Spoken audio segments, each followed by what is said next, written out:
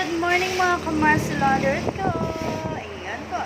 Good morning po sa aming mga ninyos. Ayan. Good morning mama, kuya, and daddy Lolo. Good morning sa inyo.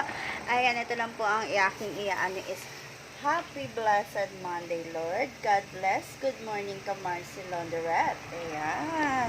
Good morning. Magana tayo ngayon. Ayun, oh. Ayun. Magtutupi tayo today.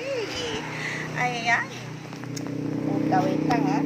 I-ano natin to, set natin ganyan, no?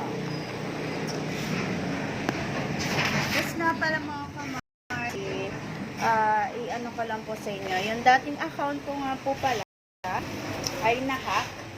Ayan, nahack ang aking account. Kaya yung meron pong mga na-message sa inyo na ano dati, nagamit ang aking account. Pasensya na po kayo sa katangahan ng lolo nyo. Nahack ang account ko. Ayan, ako naman po yung may fault.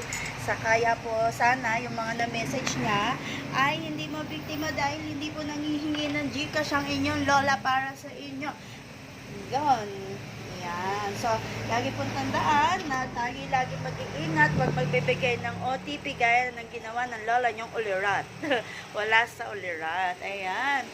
Ayan na po mga kamarsi ko. Pupongga ang aming mga school things. Ayan po. Tapos mga bigas po, meron na din po kami. Huwag kalimutan bumili, magluto mga kamarsi. Ayan. Tapos meron din po tayong bagoong. Ito po ay gawang lutong pangmatagalan na po talaga yan mga kamarsi. Mamaya po mag-isa na po magtupi ang inyong lola. Good morning!